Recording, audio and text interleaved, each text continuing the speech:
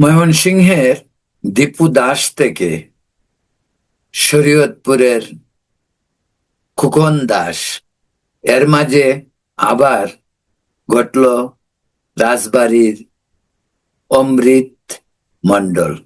এই নিয়ে গত 10 দিনে 3জন হিন্দু, বিশেষ করে ধর্মীয় সংখ্যালঘু সম্প্রদায়ের মানুষকে হত্যা করা হলো অত্যন্ত নির্মম ভাবে। প্রথমে পিটিয়ে, তারপর আগুন জ্বালিয়ে তাদেরকে হত্যা করা হলো। তার জন্য সারা দেশে হিন্দু সম্প্রদায় ভয়, ভীতি, আতঙ্কের মাঝে দিন যাপন করছে।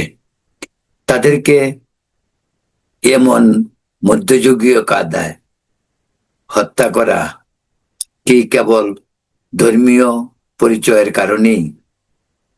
বিষয়টি জনমনে আতঙ্কের সৃষ্টি করেছে।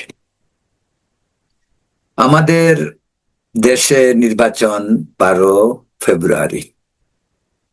আওয়ামী লীগ নেই, বিএনপি নির্বাচন প্রধান দল, জামাতে ইসলামী সহ ইসলামিক দলগুলির ঐক্য জোট। এই নির্বাচনে আওয়ামী লীগ যদি না থাকে, নৌকা প্রতীক থাকছে না। আওয়ামী লীগ বিহীন নির্বাচন বাংলাদেশের জন্য কতটুকু সুখের বার্তা নিয়ে আসে, সেই বিষয়টি মানুষের কাছে কতটুকু গ্রহণযোগ্য হবে, সেটা নিয়েও একটি প্রশ্ন। বিশেষ করে এই প্রশ্নটি বিএনপির জন্য, কারণ বিএনপি, আওয়ামী লীগ দুটি দল গত 40 বছর বাংলাদেশে সমান্তরাল অবস্থানে চলছে।